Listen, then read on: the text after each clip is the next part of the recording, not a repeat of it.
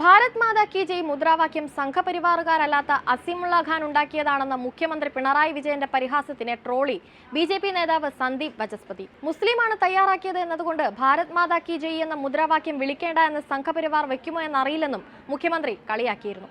ഇതിനാണ് ചില ചോദ്യങ്ങളിലൂടെ സന്ദീപ് വചസ്പതിയും മറുപടി നൽകുന്നത്. ജയ്ഹിന്ദ് എന്ന മുദ്രാവാക്യം ഉണ്ടാക്കിയത് ഇന്ത്യൻ നയതന്ത്ര വിദഗ്ധനായിരുന്ന ആബിദ് ഹസൻ സഫ്രാനിയാണ്.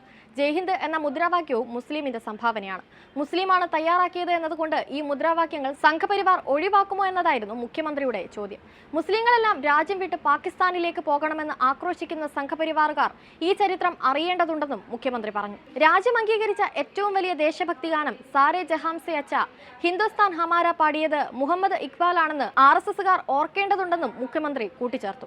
ഇതിന് മറുപടിയായി സന്ദീപ് വചസ്പതി ഫേസ്ബുക്കിൽ കുറിച്ചത് ഇങ്ങനെയായിരുന്നു: ഭാരത് മാതാ കി ജയ് ആദ്യമായി ഉപയോഗിച്ചത് അസീമുള്ള ഖാൻ ആയതുകൊണ്ട് ബി.ജെ.പിക്കാർ അത് ഉപേക്ഷിക്കുമോ എന്നാണ് മുഖ്യന്റെ ചോദ്യം. ഭാരതത്തെ ആര് പ്രകീർത്തിച്ചാലും അത് ഏറ്റെടുക്കുക എന്നതാണ് ഓരോ ദേശസ്നേഹിയുടെയും ചുമതല.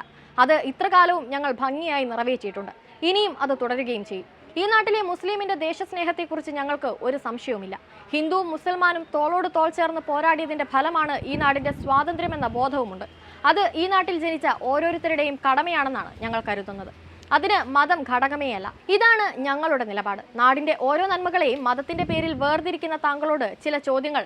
ഭാരതം നമ്മുടെ അമ്മയാണെന്ന സങ്കല്പം നിങ്ങളോ നിങ്ങളുടെ പാർട്ടിയോ അംഗീകരിക്കുന്നുണ്ടോ? 1857 ഒന്നാം സ്വാതന്ത്ര്യ സമരത്തിന്റെ നായകരിൽ ഒരാളായ അസീമുള്ള ഖാന്റെ പ്രേരണാ സ്രോതസ്സായ മഹർഷി ദയാനന്ദ സരസ്വതിയെയും അദ്ദേഹത്തിന്റെ ആര്യ സമാജത്തെയും താങ്കൾ അംഗീകരിക്കുന്നുണ്ടോ?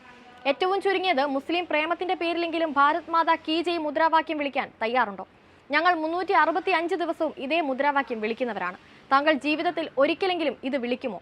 അസീമുള്ള ഖാന്റെ ആത്മാവെങ്കിലും സന്തോഷിക്കട്ടെ എന്നായിരുന്നു സന്ദീപ് വചസ്പതിയുടെ മറുപടി. നേരത്തെ മുഖ്യമന്ത്രിയുടെ കോഴിക്കോട് പ്രസംഗം അപക്വമാണെന്ന് JR പത്മകുമാർ വിശദീകരിച്ചിരുന്നു.